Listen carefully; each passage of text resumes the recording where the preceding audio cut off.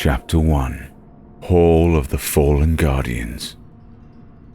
"I would not spend my time worrying if I were you," said Lasvinia in her wise tone. "She is stronger than you reckon. What she needs is your faith. Your distress helps no one." Vigris used to think her words carried confidence. He still retained his respect for the apostle, after all. She had fought with the fallen guardians, whose bodies were displayed in the walls of this very room. Not anymore, though.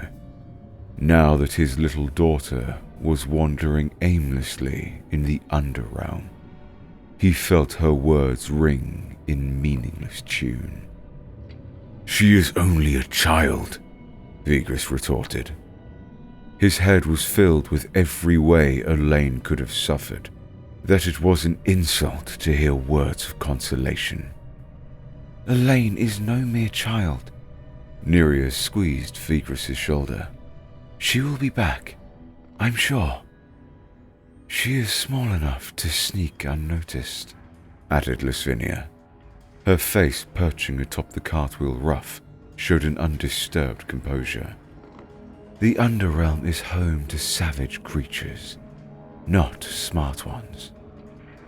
The condescension in her voice that once had showed the quality of having been deeply immersed in the high society now sounded empty, as though her speech betrayed her thought and was only uttered as demanded by modesty. Vigris remained silent. Heat radiated in his chest. Anger, it felt to him, took most of that little space. He wanted to unleash it, but he knew it would spawn no virtue. "Trust your daughter, Vigia," continued the apostle. "After all, she is the daughter of the Wellspin Slayer. Your blood runs in her veins." He covered his face with both hands, taking a deep, distressed breath. He then combed back the wisp of hair that had fallen over his face. His long hair had always been swept neatly, that the curls coiled demurely at the nape of his neck. "I need to see Her Highness. Could you at least let Isolde know of my plea?" "As I said, even if I wanted to, I wouldn't be able to," replied Lasvinia. "She is unavailable." He grunted. "Well, then there's no use staying here." Vigris rose to his feet, squaring up his broad shoulders. "I will find this murderer. He will meet justice face first." "I am going with you," said Nerea. Her voice echoed in the throne room of Farandal Palace, where statues of the fallen guardians stood in the alcoves lining the long walls. They stood on 7 tiers, a row on top of another, until they met the ribbed vault. "Very well," said Lasvinia. "Speak to Henval. He'll let you know about the search."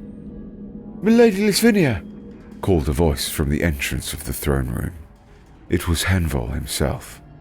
"They found him!" Vigris's eyes flashed with rage. "Where is he? Bring me the murderer." Henval bowed and disappeared. Vigris stroked his chin as he paced back and forth under the lowest step of Isolde's colossal throne. It had been empty for quite some time. The elders had said that the patroness of beauty and fertility had remained deep in her study, but surely she would come out soon. She had to.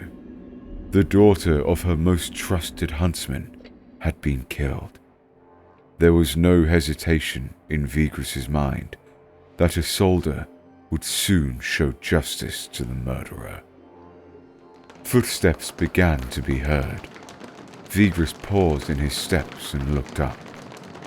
The first to enter the throne room was Deleste. Isolde's oracle, and one of the elders. Behind him was Zatiorus, the commander of Isilda's army. Vaesiorus, Zatiorus's twin brother and the Secretary of State. And then Henval, Farandel Palace's captain of the guards. Behind Henval, 2 guards dragged a dark-clad man.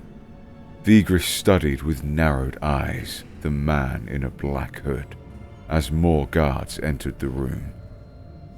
Lisvinia took a step as if to welcome the newcomers, her chin held high. "Bring him here," she said authoritatively. "Lisvinia," said Vaesiorus, "it is no trivial what we are dealing with." "I know. And where is our divine judge?" He gestured at the empty throne that towered over everyone in the room.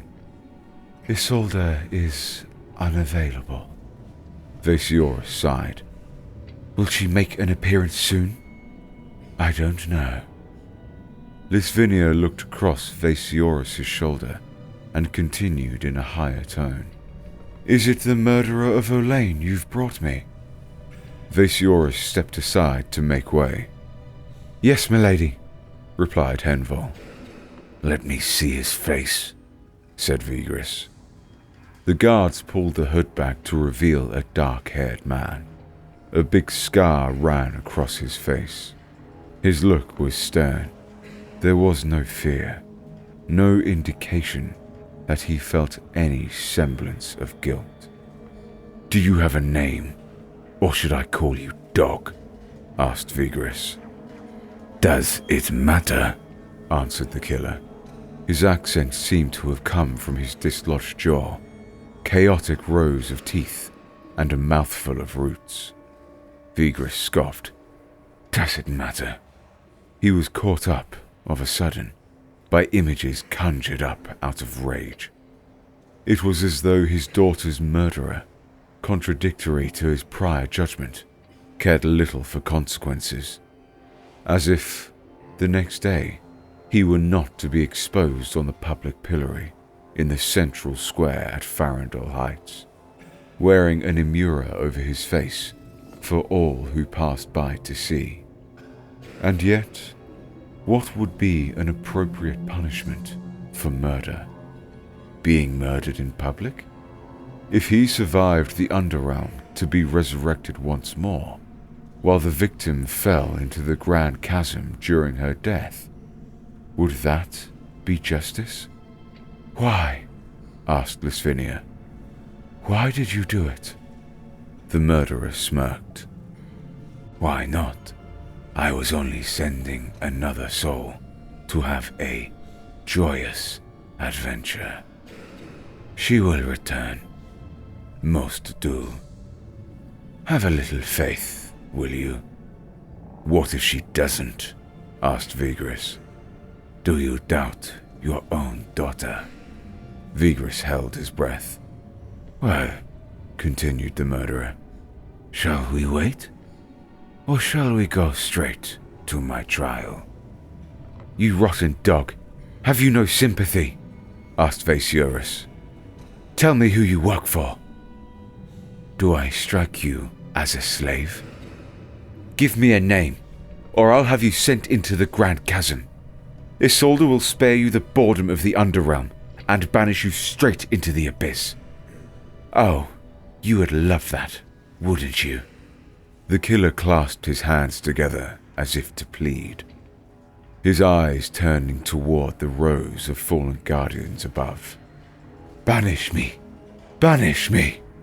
Oh, Isolde the Beautiful! Banish! Banish this wretched soul!" He cackled, and his eyes turned sinister. His next words were spoken in a grave manner. "And where is she? Your goddess?"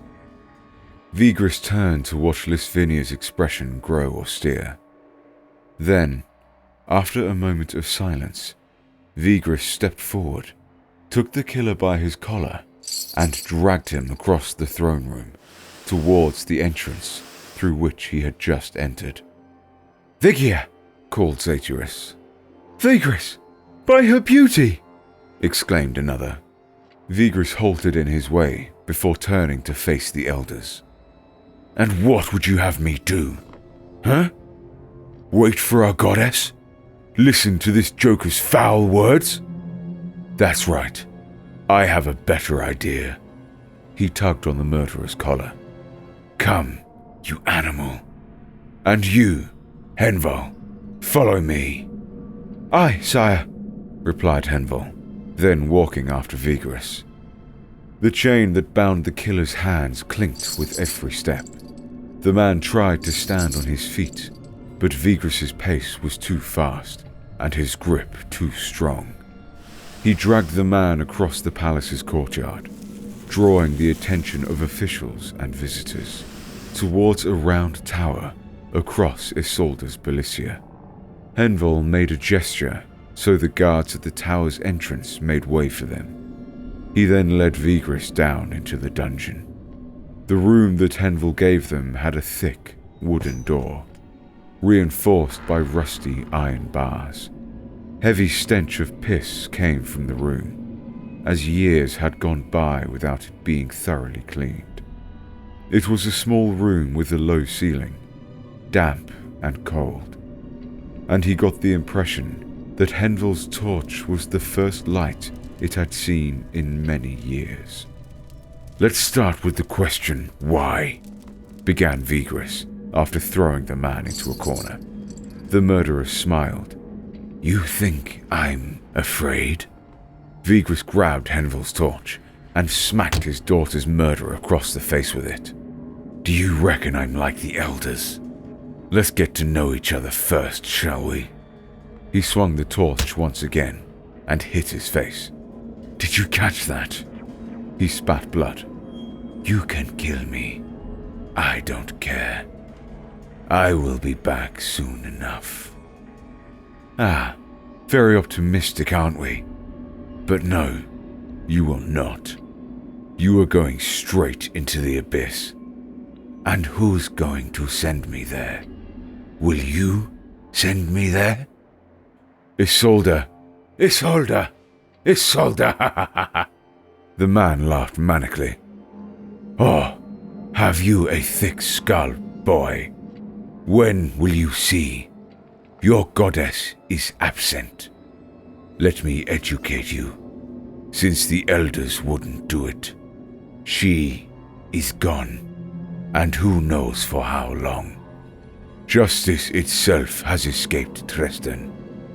I am only showing it to the people who deserve to know. I am showing them a way to follow. His smile persisted. This is only the beginning. Vigris hit the murderer once again, but it only made the man laugh even harder. You think your elders could save you? No one in Dresden could send anyone into the Grand Chasm. I said no one, for the only ones who can is not in Dresden, nor is she in any part of Gotterhavn, for that matter. How did you know? Oh, I am more interested in the question, why? Why haven't you picked up on that? You are, after all, Isilde's hunter and trusted equerry, aren't you, sir? Vigris caught his breath. He handed the torch to Henval and told him, keep him here. Watch him, and watch him close. Aye. He might be in league with the enemies. And with that, the elf stormed out of the cell. The throne room was rather vacant when he entered it. The guards have gone, leaving only the elders and Neria inside. I want to see Isolde, Vigris announced. All eyes turned towards him. I must say, all these demands are becoming rather tedious, replied Lisvinia. She is unavailable. Is that what she told you to keep repeating when her subjects request an audience? Watch your mouth, Figure, she warned. Vaesiris turned to Lisvinia. Where is she, Liz? Do you know? Lisvinia's lips hardened. It was clear the old lady's patience had run out. I don't. I wonder, said Zatorus. Does this mean she isn't here? Lisvinia, she is here, isn't she? Lisvinia looked down, almost in embarrassment, like a child caught in her falsehood. She is not. The room then erupted. Anger and confusion and questions took shape in the air. God! Called Zatorus. He was big in stature, and the power of his shout seemed to have come from his potbelly. Search the palace! Sir, asked the guard who hurried into the room. The murderer is still in the dungeon. Not the murderer, you halfwit. Our goddess. No need, said Lisvinia. Cease this folly and listen closely. I don't know where she is. Not that I would tell you if she had asked me to keep it secret. What I know for a fact is that she is not here, nor anywhere in Treston. Then where is she, for fuck's sake? How are we going to maintain justice in Treston? Asked Deleste. The hour is coming. There are skirmishes in the south, and now only a fool, Lisvinia said, should bother themselves with fear and anxiety. Her Holiness is not abandoning her subjects, and it does not help one bit, cursing before the fallen guardians. She scowled at Zatorus.